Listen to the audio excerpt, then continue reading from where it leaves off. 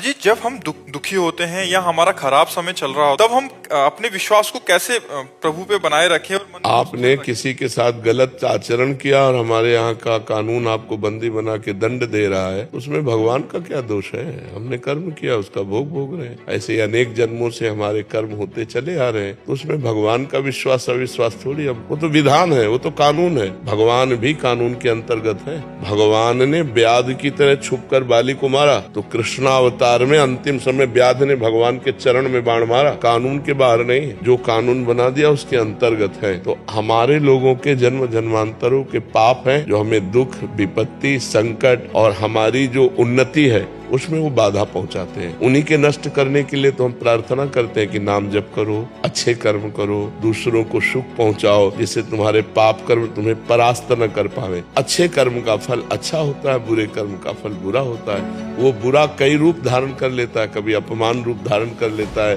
कभी असफलता रूप धारण कर लेता है, कभी विपत्ति रूप धारण कर लेता है, कभी विनाश रूप भी धारण कर लेता है। उसी से बचने के लिए हम कहते हैं नाम जप करो।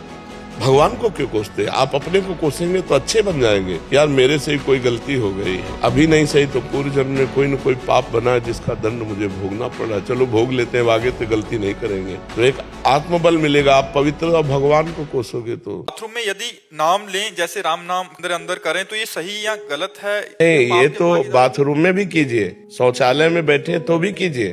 मंत्र निषेध है, नाम निषेध नहीं है। जैसे हम नाम जप कर रहे हैं ना, तो अब शौचालय में बैठ के ऐसे तो नहीं जपेंगे राम राम राम राम, ऐसे जपेंगे। अब अंदर जो हमारे चल रहा है उसके लिए निषेध। अपवित्र पवित्रो वा सर्वावस्थांगतोपि वह यह स्मरेत पुंडरीकाक्षम सवायाभ्यांतर शुचि। अपवित्र हो या पवित्र हो, किसी भी अवस्था में हो, जो कमल नयन भगवान श्री हरि का स्मरण करता है वो अंदर और बाहर से परम पवित्र हो जाता है। शौचालय और बाथरूम में हम मंत्र नहीं जप सकते कैसे भी, लेकिन नाम जप कर सकते हैं। नाम हर समय हर मान लो शौचालय में दिल फेल हो गया, हार्ट अटैक हो गया, तो क्या करेंगे? तो हम वहां भी राम राम, हरि हरि, राधा राधा नाम जप करते हुए शौच क्रिया आदि से निवृत्ति, स्नान आदि करके जब बाहर आए तब मंत्र जपने लगे। बाथरूम में अंदर अपवित्र दशा में नाम और पवित्र अवस्था में मंत्र जपने लगे। स्त्रोत आदि कुछ पाठ कर सकते हैं महाराज? स्त्रोत आदि कुछ पाठ कर सकते हैं? नहीं, आवाज नहीं, मौन। स्नान करते समय? स्नान करते समय यमुनाष्टक है, गंगाष्टक है, ऐसे पवित्र अष्टक का पाठ किया जा सकता है।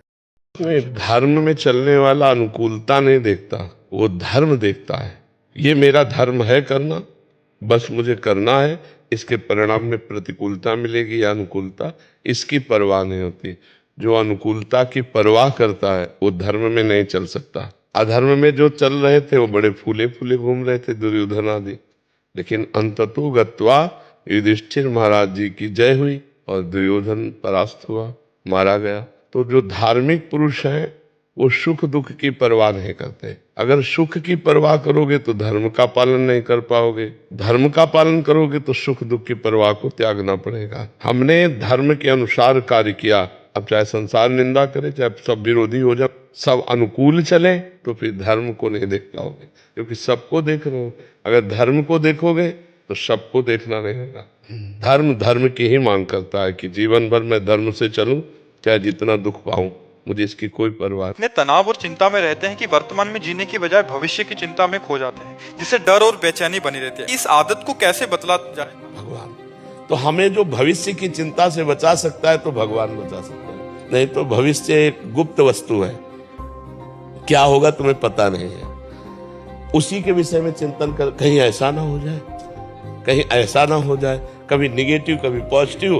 तो प्रायः पॉजिटिव चिंतन कम रहता है, निगेटिव चिंतन ज्यादा रहता है। अब सोच के घबराहट पैदा हो गई, इतनी पढ़ाई की, इतने पापा ने पैसा लगाया, अगर फेल हो गई तो पापा क्या कहेंगे, दोस्त मित्र क्या कहेंगे, अगर इस बार फेल हो गई तो एज भी तो बढ़ती जा रही है, अब क्या होगा। अब निगेटिव सोचते सोचते वो परेशान है, फेल कब होना है, फेल अभी हो गया हो।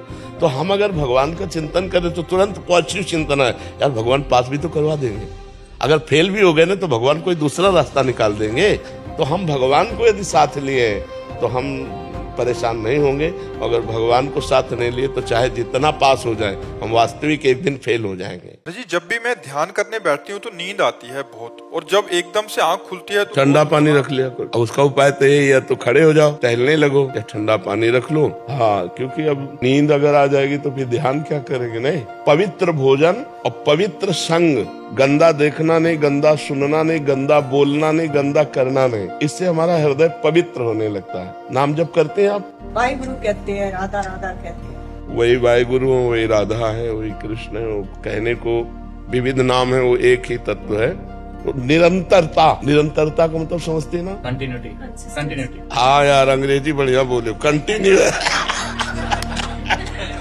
यही बात है ना। जैसे वाहिगुरु, वाहिगुरु, वाहिगुरु, वाहिगुरु, वाहिगुरु, वाहिगुरु, तो हमारा संसार का चिंतन छूटा और वाहिगुरु का चिंतन हुआ, और बराबर वाहिगुरु का चिंतन हुआ और गाढ़ चिंतन हुआ, तो हम ध्यान में पहुंच जाए।